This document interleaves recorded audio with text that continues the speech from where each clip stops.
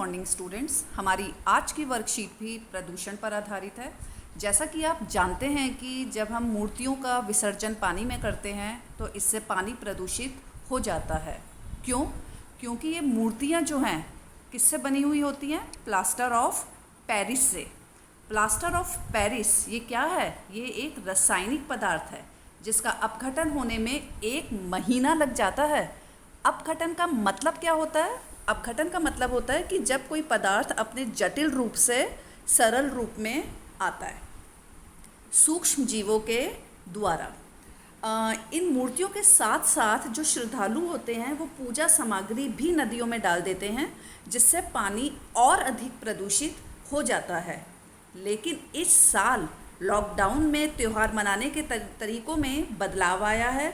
लोगों ने इस त्यौहार को घर में ही भव्य रूप से मनाया है और आजकल लोगों ने जो मूर्तियां हैं प्लास्टर ऑफ पेरिस की जगह किससे बनाई हैं? मिट्टी से। क्योंकि ये पर्यावरण हितैषी तो है ही, साथ में इसकी लागत भी ज़्यादा नहीं है।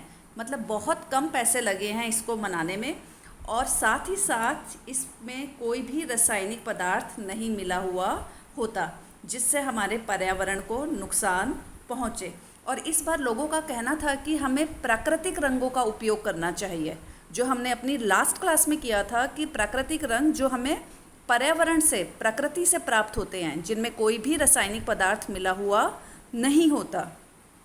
अगर आप अपने घर की रसोई में ही जाएं तो आपको ऐसे बहुत से पदार्थ मिल जाएंगे जिनसे हमें प्राकृतिक रंग जो है प्राप्त होते हैं। हल्दी है, हल्दी से आपको पीला रंग मिल जाएगा। चुकंदर से आपको लाल या गुलाबी रंग मिल जाएगा और जो हरे रंग की सब्जियां हैं आपको उससे हरा रंग प्राप्त हो जाएगा। तो इस बार मिट्टी के अलावा लोगों ने और भी नए नए तरीक़ों से जो है क्या किया है, मूर्तियां बनाई हैं। आप देखिए यहाँ पर चॉकलेट, लाल मिट्टी, सब्जियां, अखबार जैसे जैव निम्नकरणीय पदार्थों से उन्होंने इस बार मूर्तियां बनाई हैं। अब बात आती है कि जैव निम्नकरणीय होता क्या है। जैव निम्नकरणीय उनको मतलब उन पदार्थों को कहा जाता है जिनका अपघटन आसानी से हो जाता है सूक्ष्म जीवों के द्वारा, जो पर्यावरण में लंबे समय तक बने नहीं रहते।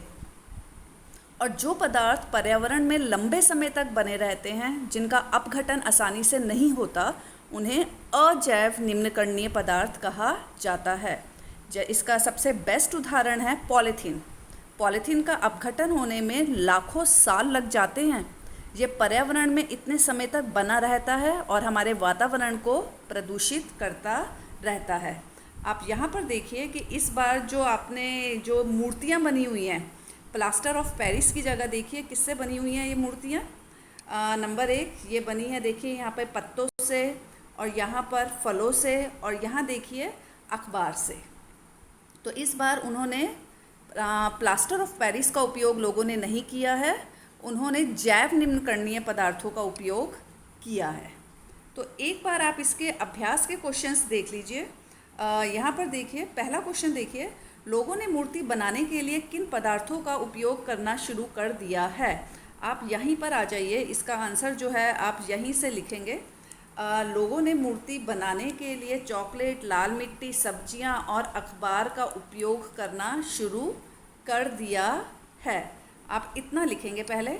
इसके बाद है, आपको क्या लगता है वह इन वस्तुओं का उपयोग क्यों कर रहे हैं। इसका आपने आंसर क्या देना है, क्योंकि ये जैव निम्नकरणीय पदार्थ हैं। आप क्या लिखेंगे, क्योंकि यह जैव निम्नकरणीय पदार्थ हैं। आगे, जो सूक्ष्म जीवों द्वारा कार्बन डाइऑक्साइड, जल और मीथेन जैसे सरल पदार्थों में तोड़ दिए जाते हैं। ठीक है। सेकंड क्वेश्चन आइए, निम्नलिखित पदार्थों को जैव निम्नकरणीय और अजैव निम्नकरणीय में बांटिए। इसमें से जैव निम्नकरणीय कौन से पदार्थ हो गए आपके? एक सब्जियां और अखबार, ये हैं आपके जैव निम्नकरणीय पदार्थ। ठीक है। और अजैव निम्नकरणीय पदार्थ कौन से हैं? एक हो गया कांच और एक हो गया प्लास्टिक। जैव निम्नकरणीय वो पदार्थ होते हैं जिनका अपघटन हो जाता है और अजैव जिनका अपघटन नहीं होता और पर्यावरण में लंबे समय तक बने रहते हैं।